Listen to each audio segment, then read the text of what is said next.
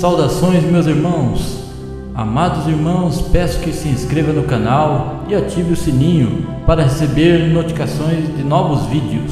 Compartilhe a todos e que Deus vos abençoe sempre.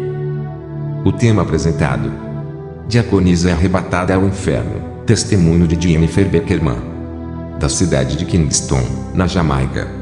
Agora veja o seu relato. Saudações, amados irmãos, sou diaconisa e doutrinadora do Ministério das Mulheres. Estamos passando por uma fase muito difícil da fé cristã. As igrejas não vêm resistindo às ofensivas malignas contra os verdadeiros ensinamentos de Jesus. Satanás vem fazendo seus planos se realizarem e lança ataques, dardos malignos nas mentes do povo de Deus para contaminá-los.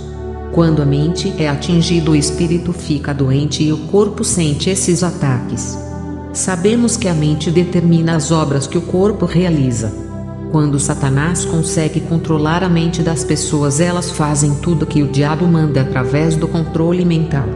O inimigo lança um dardo maligno em uma pessoa e, se essa pessoa não vigiar, ele lança outro dardo até possuir essa pessoa. Então o inimigo começa a controlar a mente de uma pessoa. A pessoa acha que está agindo normalmente, mas o inimigo está lá escondido na mente e só sai com jejum e oração.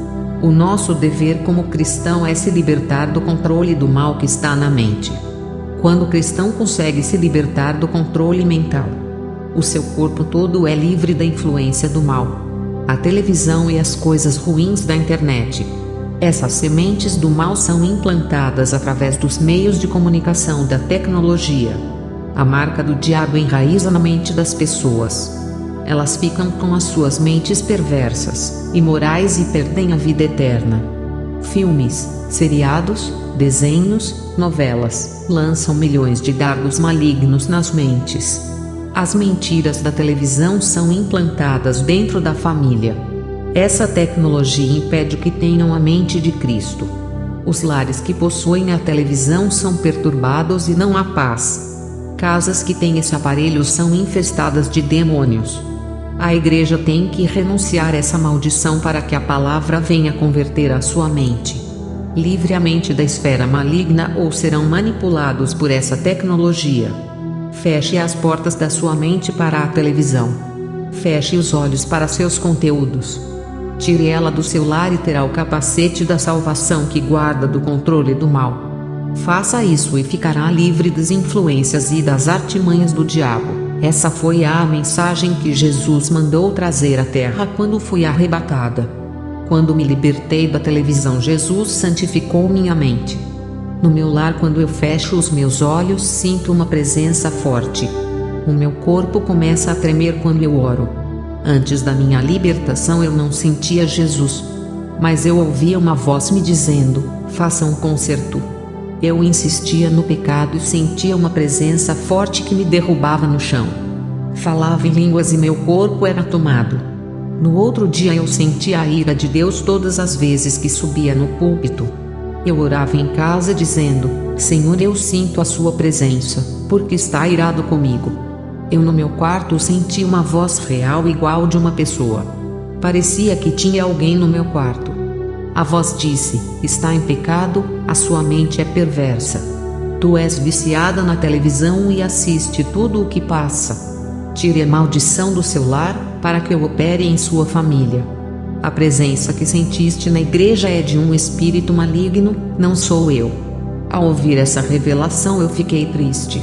Aquilo foi chocante para mim. Fiz orações de arrependimento pelas minhas maldades. Eu era uma cristã rebelde e assistia a pornografia na internet. Eu buscava inovações sexuais para agradar ao meu marido. Ele não gostava de assistir esses filmes, mas eu era a devassa. Eu era viciada em novelas. Os nossos olhos são um membro que temos que ter vigilância. Aquilo que os olhos veem, cria-se um desejo no coração. As maldades entram pelo canal dos olhos e fazem as pessoas cometerem pecados. Mesmo sendo uma mulher casada, quando eu assistia a filmes e novelas eu ficava estranha. Ao ver aqueles atores, um desejo de cobiça nascia em meu coração. Eu queria aquele homem e largaria o meu esposo se fosse possível para ter um ator. O meu esposo gostava de assistir os programas do final de semana. E nesses programas também tem as modelos. Com o meu esposo acontecia o mesmo. Quando eu caminhava na rua com meu esposo, sentia ataques, setas malignas que atacavam meus olhos. Os olhos são um membro que trabalham somente para a carne. Os olhos não devem olhar para qualquer lugar, principalmente em lugares cheios de pessoas indecentes como é na cidade. Satanás percebe o pecado no olhar e vai trabalhar nisso, atentando para um adultério ou fornicação. Mas era na televisão que todos os dias fazia eu e meu esposo pecar. Quantas vezes eu cometi adultério em meu coração? O meu esposo disse o mesmo. O Senhor Jesus me corrigiu naquela noite. Ele me chamou de adúltera. Ele disse: santifica os seus olhos para que o seu coração não tenha prazer nas coisas da carne. Santifica os seus olhos para poder morar no céu. Os olhos santificados não contemplam a imoralidade e tudo aquilo que é inútil. Depois de receber aquela correção, não temos mais televisão. Até nos dias de hoje estamos santificados, e quando santificamos os nossos olhos carnais, Jesus nos deu olhos espirituais. O meu esposo já não olha mais para as mulheres sensuais. Quando ele vê uma mulher sensual, rapidamente ele desvia os olhos dessas mulheres. Ele sente um nojo por saber que é puro demônio e por isso que ele não fica olhando. As pessoas que ficam olhando, recebem dardos malignos do demônio que age nas mulheres sensuais. O demônio da pombagira. Na igreja, quando as mulheres sensuais se aproximavam dele, pensando que iriam seduzi-lo, ele as tratava como se fossem homens. A carne dele está morta por causa das orações. A gente não tem mais televisão, que foi uma grande barreira para o nosso crescimento espiritual. Satanás tem destruído muitas famílias através da televisão e dos olhos. Os olhos de trevas condenam todo o corpo. Eu e o meu esposo temos cargos na igreja. Ele é evangelista e eu sou uma diaconisa. A gente envergonhava muito a Deus pela maneira que vivíamos em nossa casa. Depois daquela noite, eu e meu esposo nos convertemos de verdade. A mesma voz que eu ouvi na noite que marcou a minha vida, o meu esposo também ouviu. Em uma noite de campanha na minha igreja, o meu pastor chamou um missionário de outro país. Ele foi convidado a ministrar naquela noite. O Espírito Santo tocou em seu coração para ele falar de sua experiência de arrebatamento que mudou o seu ministério. Ele disse que a sua vida não foi mais a mesma. Ele ficou mais santo, passou a orar mais e cresceu espiritualmente. Ao ver seu testemunho, uma unção poderosa tomou a minha vida e do meu esposo. Voltei para minha casa e aquele desejo de ser arrebatada brotou em meu coração. Passei a fazer orações pedindo a Deus um arrebatamento de espírito. Esse era um segredo que pedi a Deus, nem meu esposo sabia. Uma mulher evangelista usada pelo Espírito Santo disse: prepara em constante oração que o seu desejo será realizado. Fiquei orando duramente por 2 anos até que a profecia se cumpriu. O meu esposo orou na madrugada e foi dormir. Eu terminei de orar junto com ele e fiquei acordada. Um anjo apareceu a mim e conduziu o meu espírito até o inferno. A minha ida ao inferno aconteceu naquela madrugada. Um anjo veio até a mim e o meu espírito foi tomado do meu corpo subitamente. Eu cheguei ao reino das trevas em questão de segundos. O lugar não é uma gravação de filme de ficção. O inferno é tão real quanto a terra em que vivemos. Eu vi pessoas em prisões infernais dentro de cadeias e jaulas. Essas pessoas são atormentadas dentro dessas prisões. Eu vi uma mulher dentro da sua prisão, pegando fogo. Quando ela tocava nas barras de ferro, recebia uma descarga elétrica que pregava suas mãos nos ferros. Eu vi um rapaz com a aparência de uns 20 anos. Ele também estava dentro de uma cela. E o fogo começou a brotar do chão de dentro da sua cela. Os seus pés começaram a pegar fogo. Em minutos a sua cela foi tomada pelo fogo. O anjo disse: esse rapaz era presidiário na terra por ter praticado furtos. Ele não suportou o tratamento ruim que recebia em sua cela.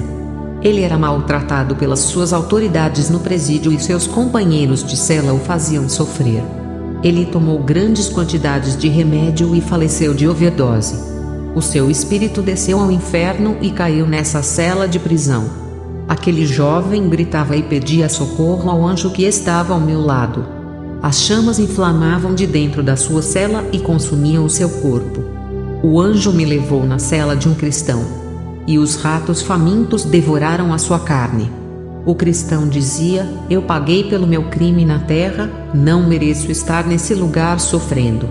O anjo disse: sim, tu foste preso na terra e pagou pelo seu crime na justiça terrena, nunca se arrependeu do seu pecado de homicídio e continuou com o seu coração mau. Tu estavas atrasado e dirigiu o seu carro em alta velocidade. Uma moça atravessava a rua e o seu carro atropelou, tirando a vida dela. Tu foste preso e ficou alguns anos na prisão, cumpriu a sua pena e o julgamento das leis dos homens. Sempre culpou a moça pela ruína do seu ministério, não assumindo seus atos. Tu colocaste a culpa em uma moça que perdeu a vida por tua causa. Tu dizias que estava fazendo a obra e a moça destruiu a sua vida.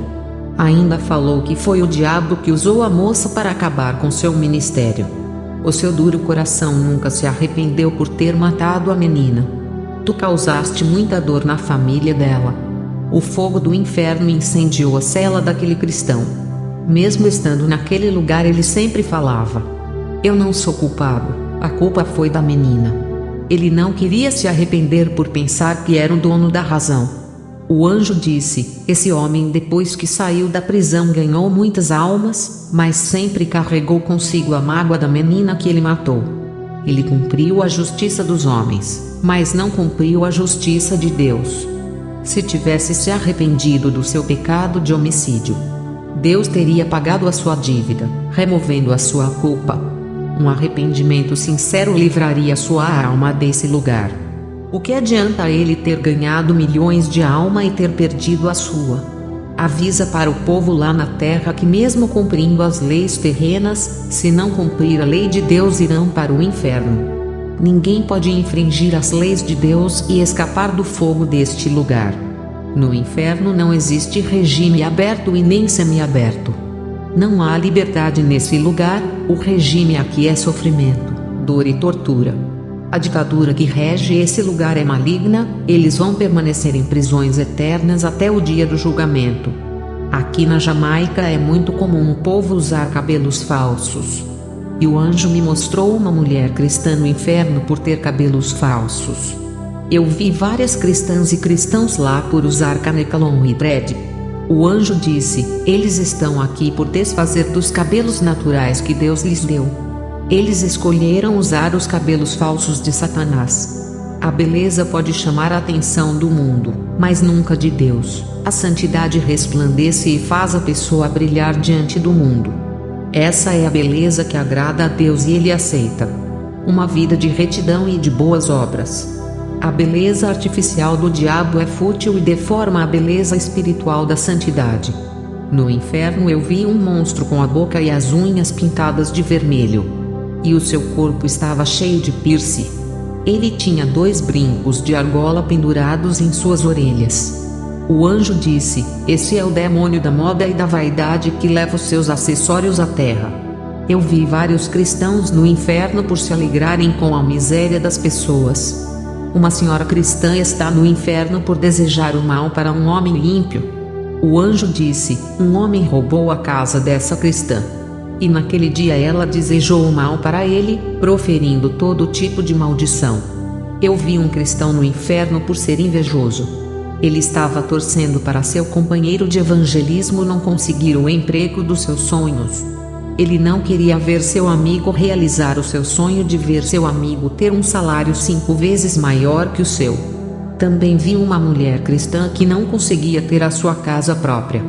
Mas quando uma pessoa queria comprar uma casa própria, ela desejava do fundo do seu coração que as pessoas não conseguissem comprar suas casas.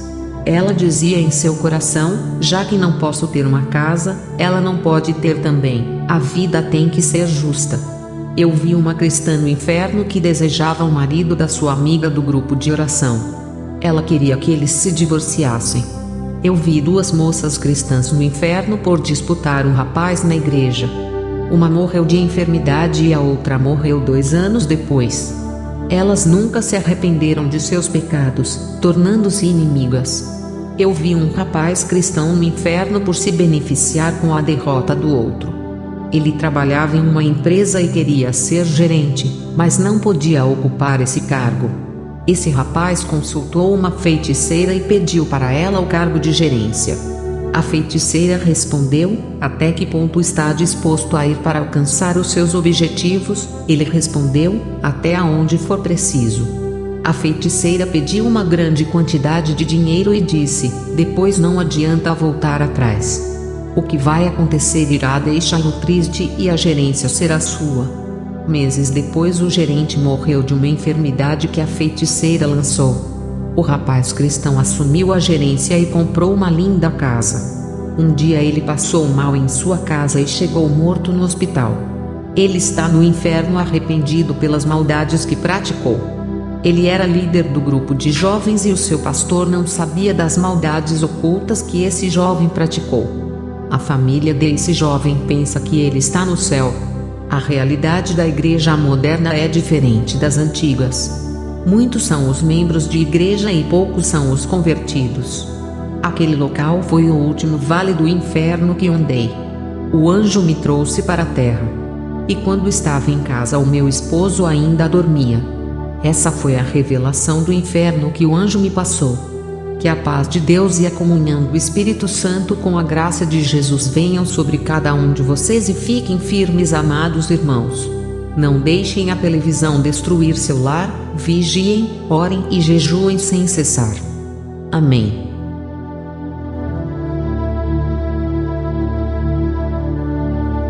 Irmãos, chegamos ao fim de mais um vídeo. Inscreva-se no canal e ative o sininho. Compartilhe a todos para receber novas notificações de novos vídeos. Fiquem todos na paz do Senhor e Salvador Jesus Cristo. Amém.